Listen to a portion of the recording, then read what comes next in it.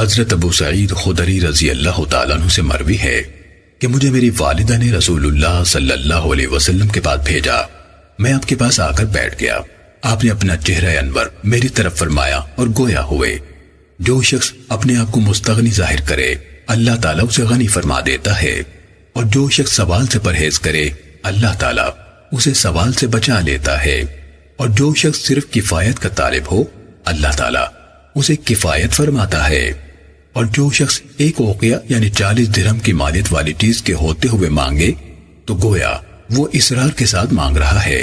ابو سعید نے فرمایا، میں نے دل میں کہا کہ میری انگلی یاقوتہ ایک اوقیے سے زیادہ قیمتی ہے، لہٰذا میں آپ سے مانگے بغیر واپس آ گیا۔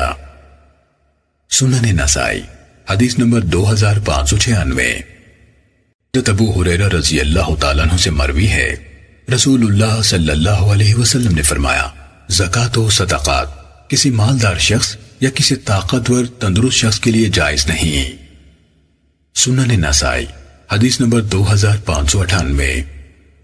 حضرت عبید اللہ بن عدی بن خیار سے روایت ہے کہ 2 آدمیوں نے مجھ سے بیان کیا کہ وہ رسول اللہ صلی اللہ علیہ وسلم کے پاس زکوٰۃ و صدقات مانگنے آئے۔ آپ صلی اللہ علیہ وسلم نے انہیں غور سے دیکھا تو انہیں موٹا تازہ پایا۔ رسول اللہ صلی اللہ علیہ وسلم نے فرمایا، اگر تم مجبور کرو تو میں تمہیں دے دیتا ہوں، لیکن مالدار کما سکنے والے طاقتور شخص کا زکوٰۃ میں کوئی حصہ نہیں۔ سنن نسائی حدیث نمبر 2599۔